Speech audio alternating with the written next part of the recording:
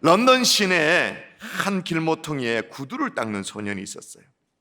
아버지는 참 마음이 좋은 호인이었습니다만은 이런 사람들이 주로 마음만 좋아서 사람들에게 돈도 꼬고 또 갚지도 못하고 이런 일들이 좀 있죠. 채무 관계로 말미암아 채무자 감옥에 수감이 되어졌습니다. 소년은 어린 나이에 학교도 가지도 못하고 거의 구두를 닦으면서 생계를 유지하며 그렇게 살아야 되기 때문에 이른 새벽부터 밤늦게까지 구두를 닦으면서 그렇게. 근데 소년의 얼굴이 언제나 해맑아요. 웃음을 잃지 않아요. 언제나 감사의 찬양, 감사의 노래를 불러요. 사람들이 이게 예사롭지 않아가지고 물었습니다. 얘야, 너는 구두 닦는 일이 뭐가 그리 즐겁니? 소년이 이렇게 대답해요. 즐겁지요. 즐겁지요. 지금 저는 구두를 닦고 있는 게 아니라 희망을 닦고 있기 때문입니다. 후에 이 소년은 빅토리아 여왕 시대 때 영문학을 대표하는 대문화가 되어집니다. 찰스 디킨스. 찰스 디킨스 아시죠? 다들 한 번쯤 읽어봤을 만한, 예를 들면 크리스마스 캐롤 같은 그런 작품들, 예를 들면 구두쇠 스크루지 영감 이런 나오는 언제나 희망을 얘기하고 소망을 얘기하고 그런 작품을 쓰면서 영문학을 대표하는 대문호의 반열에 오르게 되어졌죠. 제가 이런 얘기를 하면 런던 시내 한 모퉁이에서 구두를 닦는 것이 뭐 어때서, 고달프긴 하지만 그래도 그게 런던이잖아. 런던 낭만이 있고, 런던 브리지, 영국 신사, 런던의 아름다운 야경, 그런 것들을 생각하면 힘들어도 감당할 만하지 않냐라는 그런 생각이 들어요. 그런데 여러분, 찰스 디킨스가 어린 시절, 그러니까 1800년대 런던의 골목은 우리가 생각하는 것처럼 그렇게 낭만적이지 않아요. 산업혁명 직후였습니다. 런던은 아주 폭발적으로 인구가 늘어났어요. 도시 기반 시설이 제대로 갖춰지지 않는 상황 속에서 사실 도시 기반 시설이란 개념 자체가 없을 때였으니까 도시의 위생 상태는 아주 심각했습니다. 하수 처리가 제대로 되지 않는 상황이었어요. 그러니 코를 찌르는 악취에 오물을 어디에 버렸을까요? 하수 이런 게 없으니까 오물을 어디에 버렸을까요? 길거리에 내버리죠. 기껏 이 런던시에서 통제하는 것이 뭐냐면 정기적으로 길거리에 오물을 버릴 수 있는 시간 정도를 제한하는 그 정도. 그러니까 거리에는요, 똥오줌으로 그냥 음식물 찌꺼기 이런 걸로 가득하게. 그래서 여러분 아시죠? 하이힐이 그렇게 생긴다는 것. 골목에 버려진 이 대소본, 그게 넘쳐나니까 길을 걷다가 옷에 막 쓸려가지고 오물이 옷에 묻으니까 오물로 질척거리는 거리에 닿지 않도록 하기 위해서 굽을 높인 하이힐이 그렇게 해서 발명되어졌죠. 지금이야 하이힐이 여성들의 전유물입니다만은 하이힐은 영국 신사의 것이죠. 굉장히 높게. 여러분, 대표적으로 영국은 아닙니다만은 이 프랑스의 루이 14세의 초상화를 한번 보세요. 초상화. 자, 한번 보세요. 신고 있는 신을 보세요. 하이힐을 신고 있죠. 이게 시간이 지나면서 여성의 전유물이 되어서 그렇습니다만은 또한 이 코를 찌르는 악취, 똥, 오줌, 파리 때 그 악취를 희석시키기 위해서 개발된 게 그게 뭘까요? 향수 아시네요. 그런 배경이 있죠. 하여튼 그런 런던 골목에서 구두를 닦으면서 어린 소년이 생계를 이어간다? 그리 낭만적인 일이 아니다 말이에요. 그럼에도 불구하고 이 찰스 디킨스는 자신이 닦은 이 반짝거리는 구두코 위에 희망의 빛을 바라보게 되어진 거예요.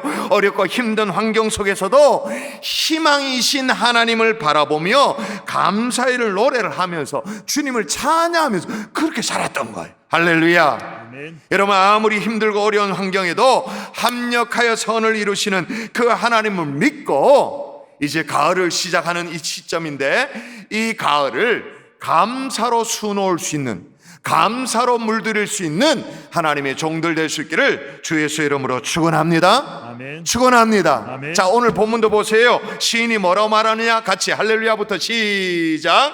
할렐루야. 우리 하나님을 찬양하는 일이 소나미요 찬송하는 일이 아름답고 마땅하도다. 아멘. 뭐가 선하다고 그렇게 말합니까? 뭐가 선하다고요?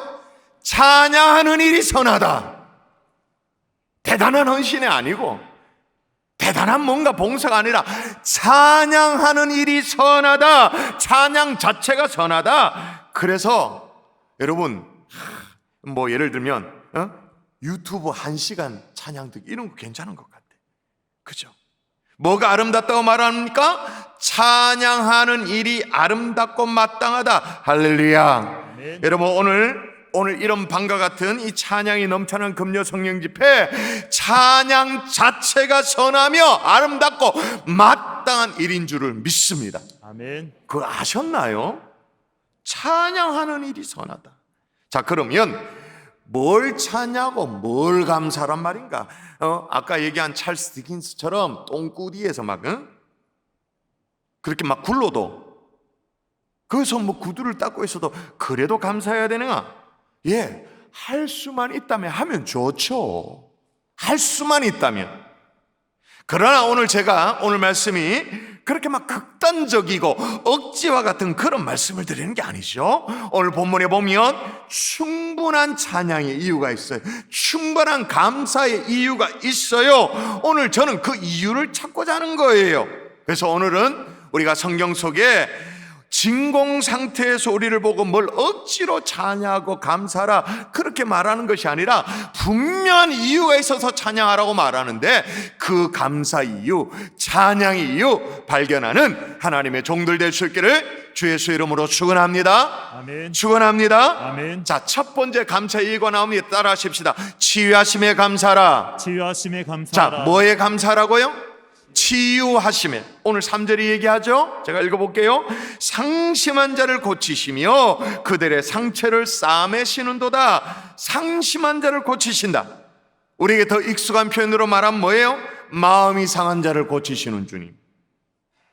참 좋으신 하나님이시죠. 근데 오늘 본문에 보니까 마음이 상한 자를 고치신다, 상심한 자를 고치신다 그렇게 말하는데 그저 속상한 사람들 다독이고 위로하고 이 정도가 아니죠. 3절을 2절부터 다시 읽어보면 압니다. 어떤 상황에 상심한 사람들을 위로하고 고치시는가? 같이 자, 여호와께서부터 시작. 여호와께서 예루살렘을 세우시며 이스라엘의 흩어진 자들 모으시며 상심한 자들을 고치시며. 보이십니까? 이스라엘의 흩어진 자들을 모으시며 상심한 자를 고치신다. 자, 그러면 왜 상심했다라는 거예요? 나라가 망했으니. 나라가 망해서 뿔뿔이 흩어지고 잡혀가고 끌려가고 흩어져 있는 포로로 잡혀가는 상처를 입었지만 그렇게 깊은 상처로 마음의 내상이 참 심하지만 마음이 상하고 무너지는 그런 일을 겪었지만 하나님께서 그들을 다시 회복시키시고 치유하실 것이기 때문에 찬양하라는 거예요. 아멘이세요? 아멘. 이 상황을 오늘 우리가 읽고 있는 이 본문이 시편의 말씀입니다만은 이사야서 버전은 이렇게 얘기를 해요. 똑같은 상황을 이렇게 말합니다. 주 여호와의 영이 내게 내리셨으니, 주 여호와의 영이 내게 임하였으니, 그 다음 뭐라고요? 마음이 상한 자를 고치시며 포로된 자에게 자유를, 갇힌 자에게 노임을 선포하며. 여러분, 주 여호와의 영으로 말미암아 마음이 상한 자를 고치고 포로된 자에게 자유를, 갇힌 자에게 노임을, 다시 말해서 아주 총체적으로 치유하시는 주님, 이 주님을 찬양하는 것입니다. 아멘. 이건 이스라엘 역사 속에 그대로 실현되어졌죠. 흩어졌지만 다시 돌아오게 하실 그 하나님. 때로는 치시기도 합니다만, 때로는 책망하시기도 합니다만 치유하신 하나님, 소위 여호와 라파, 치료의 하나님, 이 하나님을 찬양하는 거예요. 바로 여기에서 첫 번째로 우리의 찬양할 이유 뭐예요? 감사의 이유 뭐예요? 치유하심을 찬양하는 거예요. 치유하심을 감사하는 거예요. 어느 목사님이 폐결핵에 걸렸어요. 폐결핵. 좀 오래된 얘기입니다. 요즘도 폐결핵은 참 무서운 질병 아닙니까? 코로나 이런 호흡기 이런 질병이 지금 세계를 덮고 있기 때문에 이 호흡기 계통의 질병이 참 무섭다는 거 알지 않습니까? 폐결핵으로 그 당시에 이건 살 수가 없었어요. 그리고 3기 말이라는 진단을 받게 되어졌습니다. 그래서 죽음의 공포가 드려진 상황의 요양병원에 시한부 인생 속에서 절망 속에 하루하루 목사이고 남다른 신앙을 가졌다고 합니다만 하루하루를 그냥 절망 속에 살아가게 되어졌어요. 근데 하루는 병원에 입원해서 이렇게 보니까 병실 안으로 어떻게 들어왔는지 모르겠습니다. 나비가 한 마리가 들어온 거예요. 나비가 이제 창문 밖으로 나가지를 못하고 퍼득 거리니까 바라보니까 불쌍하고 자기 신사 비슷한 그런 느낌이 들어서 창 밖으로 내보내고 싶은데 창문을 열어도 나가지를 못하는 거예요. 이 참 바보다. 나가면 될 텐데 못 나가니까 그래서 이제 좀 도와주려고 나비를 잡아서 이렇게 내보내려고 하는데 잡으려다가 날개가 더 상하는 거예요. 더 퍼득거리면서 상해버리는 거예요. 그 모습을 지켜보면서 자기 자신이 하나님 앞에서 그러고 있는 건 아닌가라는 깨달음이 들게 된 거예요. 하나님 뭔가를 깨닫게 하시려고 뭔가를 하나님께서 주시려고 그렇게 하고 있는데 하나님 손에 붙잡히지 않으려고 하니 요리조리 뺀질거리고 있으니 오히려 더 상처가 나는, 더 문제가 생기는 그런 자기 자신의 모습이 아닌가 이렇게 선뜻 깨달아지더래요. 다시 마음을 먹었대요. 이분이 목사님이잖아요. 그래도 다시 기도하려고, 다시 찬송하리라, 그리고 다시 하나님이 허락하신 기한 안에 다시 내가 목회하리라, 그렇게 마음을 먹었대요. 근데 기적적으로 폐결핵에서 고침을 받게 되어졌어요. 그래서 삶에 이르는 병이라는 책을 쓰게 되어졌고, 그가 이제 돌아가셨습니다마는 한국 교계가 존경하는 신학대학 학장까지 지낸 김정준 박사 얘기예요. 여러분, 우리가 자주 부르는 찬양석이 이분의 고백이 담겨져 있습니다. 여러분, 찬송가 9장에 작사를 했는데 하늘에 가득한 영광의 하나님, 온 땅에 충만한 존귀하신 하나님, 같이 해볼까요? 생명과 빛으로 지혜와 권능으로 언제나 우리를 지키시는 하나, 성부와 성자와 성령 삼위의 하나. 그 다음 중요합니다. 우리 예배를 받아 주시옵소서. 나비 보고 자기 꼬라지가 그렇다고 하나님 손에 붙잡혀야 되는데 생각에 더 깨달았던 김정준 박사의 작사의 내용. 근데 4절에 보면 이렇게 나옵니다. 주 앞에 나올 때 우리 마음 기쁘고, 주 앞에 나올 때 그 말씀이 힘되어 새 희망 솟는다. 고난도 슬픔도 이기게 하옵시고 영혼에 잇대어 살아가게 하소서. 여러분, 고난도 슬픔도 이기게 하시는 하나님, 상한 마음을 고치시는 하나님, 상처를 싸매주신 주님, 치유의 주님이시기에 우리는 분명한 찬양의 이유가 있는 줄 믿습니다. 아멘. 이건 마음에 새기고 돌아올 수 있기를 주의 이름으로 축원합니다. 아멘. 또 하나 찬양할 이유가 있어요. 따라하십시다. 인자심에 감사하라.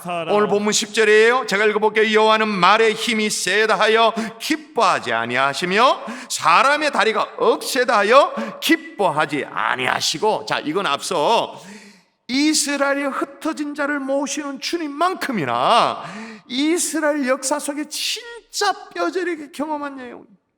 이스라엘은 바벨론 또 아수르 이 강대국에 의해서, 말발국에 의해서 완전 처참하게 그냥 패전했잖아요. 그리고 포로로 끌려갔잖아요. 그러니까 말의 힘이 얼마나 센지를 진짜 리얼하게 깨달아 알고 있는, 다시 말해서 군사력의 힘이 얼마나 중요한지, 얼마나 크고 무서운지를 진짜 리얼하게 깨달아 아는 그런 사람들이었어요. 근데 지금 시인은 한 가지 더 깨달은 게 있어요. 뭘 깨달았냐? 여호와 하나님은 말의 힘이, 그 말 따그닥 그 말의 힘이 세든 아니든 상관없이, 사람의 다리 이게 억세든 아니든 상관없이 하나님 그런 것들을 기뻐한다 안 한다? 기뻐하지 아니하신다. 이걸 오늘 시인이 깨달은 거예요. 대신에 말의 힘이 어떠하든 다리의 힘이 어떠하든 이런 건 하나도 기뻐하지 않은데, 대신에 하나님이 기뻐하시는 것이 있는데 그게 뭐냐? 여호와는 말의 힘이 세다 하여 기뻐하지 아니하며 사람의 다리가 억세다 하여 기뻐하지 아니하고, 그 다음을 보십시오. 11절 여러분 읽습니다. 시작. 여호와는 자기를 경외하는 자들과 그의 인자하심을 바라는 자들 기뻐하시는도다. 여러분 이 비교 구문을 아시겠습니까? 기뻐하지 아니하고 기뻐하시는도다.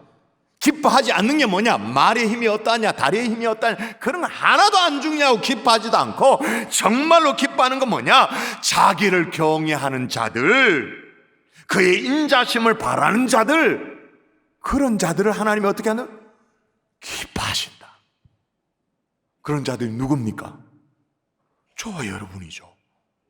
하나님을 경외하기 위해서 이 자리에 나왔으니까, 하나님을 바라는 마음으로, 그 인자심을 바라는 마음으로 주님 앞에 나왔을 그런 자들을, 그런 사람을 기뻐하신다. 할렐루야. 아멘. 여러분 우리가 믿는 하나님은 우리에게 뭘 해주시고 이루어 주셔도, 정말 우리에게 뭘 응답을 주셔도 감사하죠.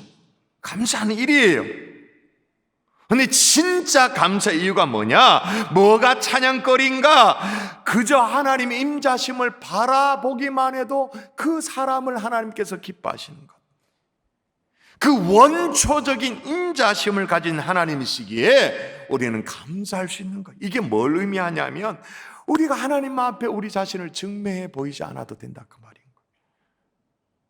우리가 잘 믿는 성도라는 것, 신앙 있는 성도라는 것, 코로나 시대에도 믿음을 잃지 않으려고 애쓰는 그런 성도라는 걸 우리 스스로 애써 증명해 보이지 않아도, 신실한 성도라는 걸 입증해 보이지 않아도, 그저 우리를 원하시는 주님, 그저 하나님의 인자심을 바라기만 해도, 오늘 이 시간처럼 그 자체, 이 하나님 자체를 바라보기만 해도 그걸 기뻐하시는 진짜 인자하신 하나님, 할렐루야, 아멘. 감사의 이유가 되는 줄 믿습니다.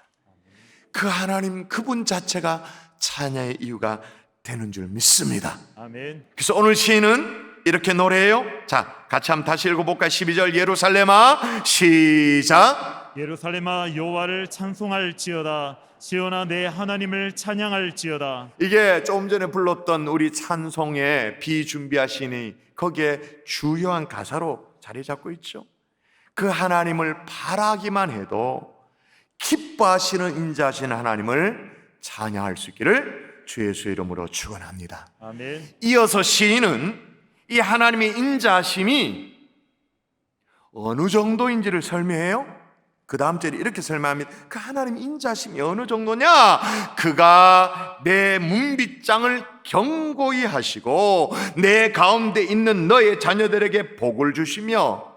자, 우리에게 이게 별로 안 와닿아요. 그러나 맨날 뭐 망하고 맨날 끌려가고 맨날 포로로 패망한 이스라엘 백성들에게 문빗장을 견고하게 하신다. 진짜 감사한 일이죠. 맨날 어디로 끌려가고 뭐 그랬는데 어떻게 한다고 말합니까? 이제는 복을 주셔서 복받은 하나님의 자녀로 살 수 있도록 하나님이 그렇게 해주신다는 거예요. 그 결과 어떻게 되냐? 14절 또 읽어볼까요? 14절 내 경례를 시작. 내 경례를 평안하게 하시고 아름다운 밀로 너를 배불리시며. 아멘. 그 경례를 편안하게 하시고, 그걸 평안하기만 하면 되냐? 아름다운 밀로 배를 불리도록 채워주시는 하나님, 인자의 하나님, 할렐루야. 아멘. 근데 더 기가 막힌 건 이렇게 되도록 하기 위해서, 이 모든 것들이 되도록 하기 위해서 하나님이 어떻게 하신다고 말하냐? 자, 이것도 우리가 즐겨 부르는 비준비하시니 이 찬양의 가사이기 때문에 읽어야 됩니다. 8절이 이걸 설명하죠. 하나님이 이게 되도록 어떻게 준비하신다고 말하느냐. 같이 시작. 그가 구름으로 하늘 덮으시며 땅을 위하여 비를 준비하시며 예. 구름으로 하늘을 덮기도 하고 땅에 비를 준비하셔서 이렇게 인자하게 준비하셔서 경내에 있는 자들에게 배를 불리도록 한다. 그 다음 그걸로 끝나는 게 아니에요. 뭐 어떻게 하고? 그가 구름으로 하늘을 덮으시고 땅을 위하여 비를 준비하며 산에 풀을 자라나게 하시며 들짐승과 우는 까마귀 새끼에게 심지어 까마귀에까지도 먹을 것을 주시는도다. 여러분, 구름으로 하늘을 덮으시고 땅에 비를 준비하시면서 산에 숲풀이 자라도록 하시고 들짐승과 우는 까마귀 새끼에까지 먹을 것을 주시는 하나님, 이 하나님이 그의 사랑하는 자녀들 그냥 내비두실까요? 까마귀 새끼까지도 먹이시는 하나님이 그냥 내비두실까요? 아니죠. 반드시 그의 사랑하는 자녀들을 배불리 먹이시는 줄 믿습니다. 아멘. 이 인자로운 하나님을 오늘 바라보자고요. 그 주님을 바라보자고.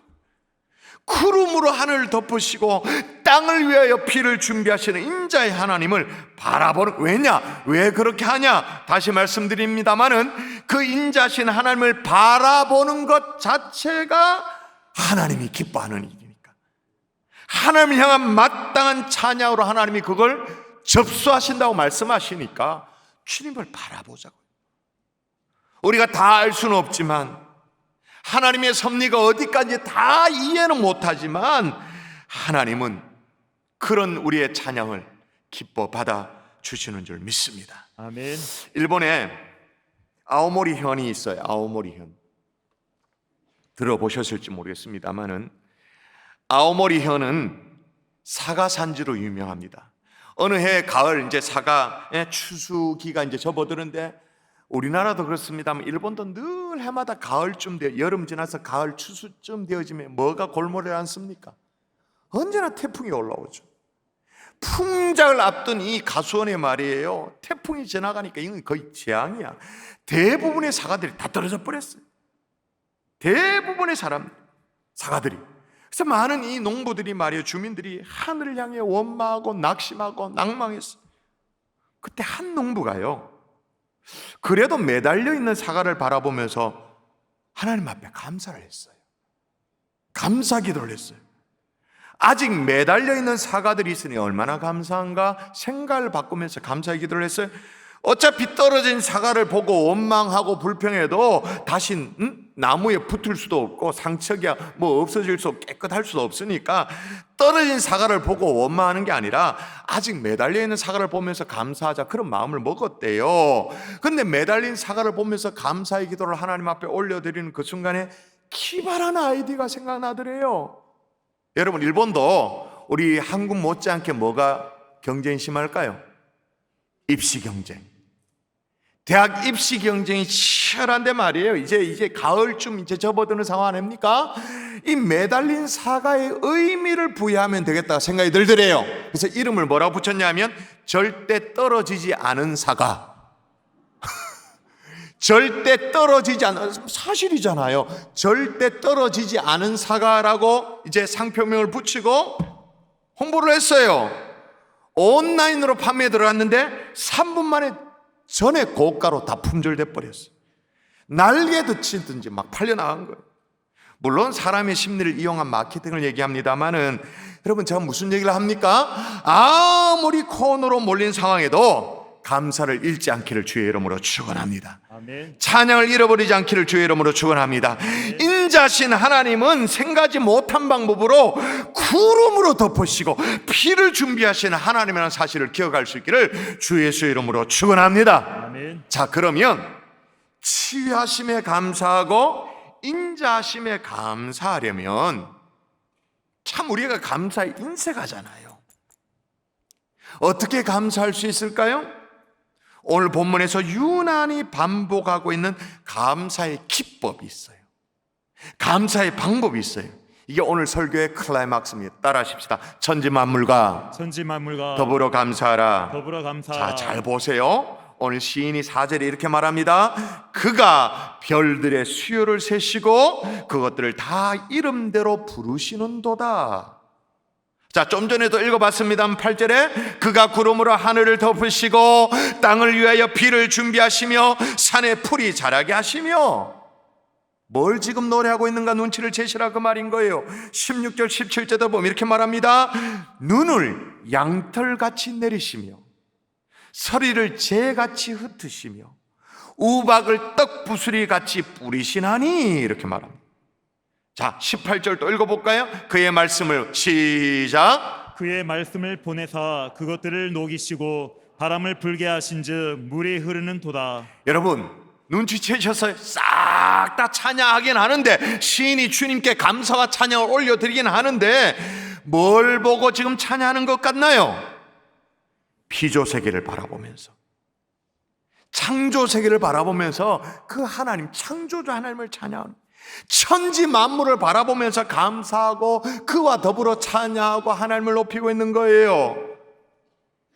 여러분, 올 가을에 이제는 집에서 좀 나와서 스스로를 옥죄고 있는 그 틀에서 나와서, 여러분 이제 실내 마스크 착용이 완전 실외인 경우에 완전 해제가 되었다고 여러분 뉴스 보셨죠? 사실 우리가 집안에 그렇게 지고 있습니다만은 집안도 그리 안전하진 않았어요, 솔직히 말해서. 이제는 집에서 좀 나와서 푸르른 하늘을 바라보면서 찬양하고, 얼굴에 부딪혀오는 가을 바람을 생각하면서 주님을 찬양하고, 오늘 밤 같으면 밤하늘에 돌아가는 별들을 쳐다보면서 하나님을 함께 찬양하고, 별들을 수놓으신 하나님, 이름을 붙이며 부르신 그 하나님을 찬양하는 거예요. 하나님의 창조 세계를 바라보며 그 창조 세계와 더불어 하나가 되어서 창조자 하나님을 찬양하는 거예요. 아멘이십니까? 아멘. 한 어머니가 계셨어요. 이 여인은요, 참 많은 자녀를 기르면서도 정말 신앙으로 잘 길렀어요. 어떻게 신앙으로 길렀냐면 매일 기도의 습관을 보여준 거예요. 응? 자녀들이 일어날 때 주기도문을 외우면서 일어나도록 하고, 또 잠들 때도 나름 기도하도록 그렇게 가르쳤어요. 그렇게 본을 보였어요.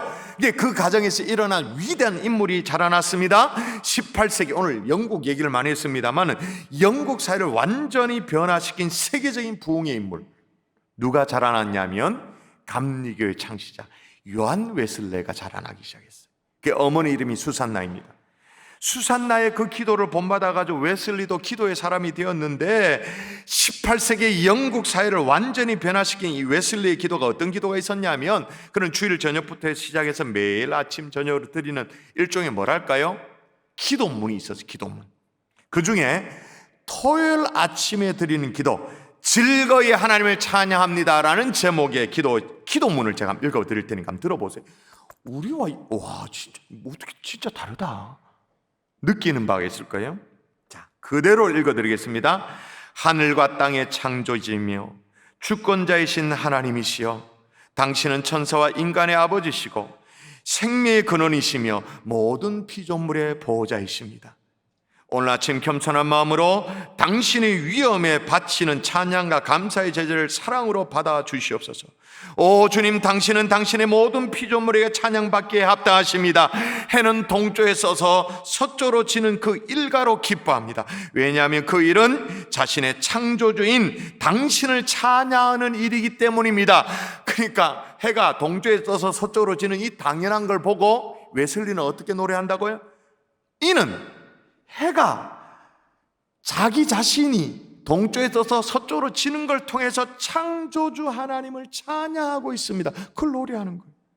해와 달은 고야한 밤중조차도 당신의 영광을 나타내게 중단하지 않습니다. 땅은 매일 땅의 성스러운 왕인 당신께 향기로운 향을 내뿜습니다. 당신은 땅을 언덕과 골짜기로 아름답게 지장하셨고 풀과 나무로 관을 씌우셨습니다. 골짜기는 그의 목소리를 높이고 위대한 창조주시며 우주의 왕 영원하신 당신을 향해 그의 손을 높이 듭니다. 창수, 그러니까 물결을 얘기하는 거죠. 창수는 손뼉을 치며 언덕들은 당신 앞에서 함께 기뻐합니다. 열매를 맺은 계곡들은 즐거이 당신을 찬양합니다. 당신은 당신이 창조한 수없이 많은 동물들을 먹이십니다. 이들은 당신을 섬기며 당신은 그들에게 때를 따라 양식을 주십니다. 당신은 우리의 안락함을 위하여 빛을 만드셨고 밤이면 지구에 어둠을 들이우시며 생물들에게 안식을 취하게 하십니다. 천둥과 우박, 눈과 비, 바람과 폭우는 당신의 말씀을 행하며 당신의 영광을 나타냅니다. 무생물도 생명의 주님인 당신을 선포합니다. 이성이 없는 동물들도 그들의 지혜로운 창조주를 드러냅니다. 그 다음 참 보세요. 자연의 축제 속에서 사람의 아들들이 침묵하기란 고통스럽습니다. 이게 무슨 말인지 이해되십니까? 이런 피조 세계를 바라보면서 사람의 아들들, 뭐 성도들을 얘기하는 거겠죠. 인간들을 얘기하는 거겠죠. 사람의 아들들이 침묵하기란 어떻다고요? 고통스럽습니다. 무슨 말이에요? 입을 다물고 가만히 있을 수가 없습니다. 창조자 하나님을 찬양하지 않고 그분을 높이지 않고 가만히 있기는 고통스럽습니다. 그렇게 말하고 있는 거예요. 당신의 가장 고귀한 피조물에게 당신께 가장 고귀한 찬양을 드리게 하옵소서. 이 말고도 뭐 내용이 굉장히 길어요. 중간생략하고 주 예수 그리스도와 함께 예수 그리스도 통하여 전능하신 성부 하나님 모든 영예와 영광을 이제와 함께 세상 영원히 받으시나이다. 그렇게 찬양했어요. 사랑하는 여러분, 이렇게 천지 만물과 더불어 하나님을 찬양하며 감사하는 기도를 해본 적이 있나요? 굉장히 어색할 거예요. 아버지, 아파트, 대학, 승진, 막 이거는 막 기도의 불이 막 이마지 막 속에서 막 끌어올라가지고 막 성령의 기름 부심으로 막 매달리면 기도의 줄이 절로 잡혀. 그냥 기도의 줄이 잡힌다 그러죠. 이 기도의 줄이 잡혀서 확 되죠. 피조 세계와 함께 더불어 창조자 하나님을 찬양한다. 굉장히 어색할 거예요. 전능하신 하나님께서 창조하시고 그 수를 헤아리시며 그 이름을 하나하나 부르시는 하늘의 묵별과 더불어 하나님을 찬양할 때 어색하긴 하지만 여러분 분명히 여러분의 신앙의 건태로움이 해소되어질 것입니다. 여러분의 삶이 새로워질 것입니다. 분명히 하나님께서 여러분을 새롭게 하실 것입니다. 건강하도록 여러분을 이끌어 주실 줄 믿습니다. 아멘. 그러므로 하나님을 찬양하십시다. 아멘. 높이십시다. 아멘. 오늘 시인처럼 그리고 웨슬리처럼 천지 만물 피조세계와 더불어 창조자 하나님을 찬양하는 거예요. 감사를 드리는 거예요. 그렇게 할 때 하나님께서 우리의 삶을 인도하시리라 믿습니다. 아멘. 말씀의 결론을 맺을게. 오늘 시인은요, 할렐루야 우리 하나님을 찬양하는 일이 선하며 찬송하며 하는 일이 아름답고 마땅하도다 그렇게 말했는데, 찬양하라고 감사라고 말했는데 이게 한 번으로 끝나지 않아요. 7절 읽어볼까? 7절 감사함으로 시작. 감사함으로 여호와께 노래하며 수금으로 하나님께 찬양할지어다. 찬양할지어다 명령. 또 12절 같이 예루살렘아 시작. 예루살렘아 여호와를 찬송할지어다. 시온아 내 하나님을 찬양할지어다. 찬양할지어다. 거듭 명령하고 있는 이 명령에 순종하는 이 밤이 될 수 있기를 주 예수 이름으로 축원합니다.